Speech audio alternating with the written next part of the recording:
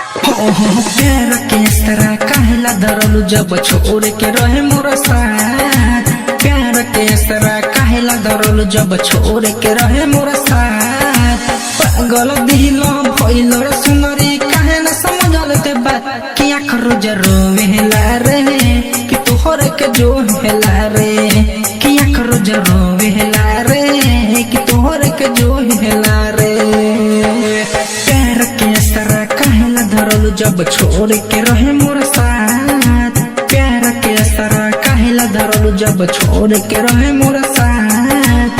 पागल दिल भइल रे सुनरी काहे न समझल ते बात कि आखिर जरो वेला रे कि तोहर के जो हेला रे कि आखिर जरो वेला रे कि तोहर के जो हेला रे।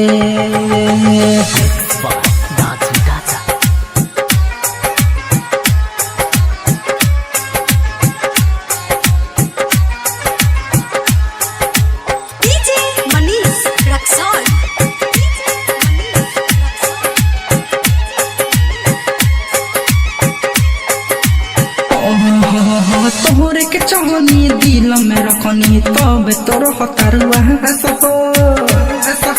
हे जान। तोहरे के चाहनी दिल में रखनी तब तोर हतारुआ रोही उदास हर में सा चेहरा बचपन के विश्वास हो। रोही उदास हर में सा चेहरा बचपन के विश्वास हो। हमरा के छोड़बू नहीं के तोड़बू दूसरा के धरब तुहा कि आखिर जरो वेला रे कि तोहर के जो हेला रे कि आखिर जरो वेला रे कि तोहर के जो हेला रे।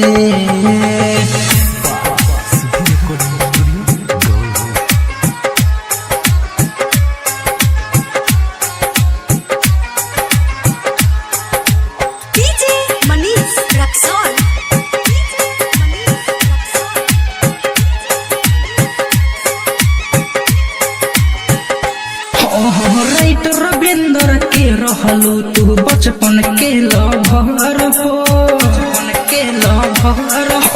राइटर रविंद्र के रहलू तू बचपन के लभर हो। छोड़ के गइलू काहे बोला स्वामी मो के घर हो।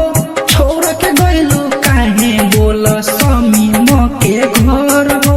असलम दीवाना खाता नहीं के खाना रतिया में नहीं सोएला कि आखिर जरो वेला रे कि तोहर के जो हेला रे कि आखिर जरो वेला रे कि तोहर के जो हेला।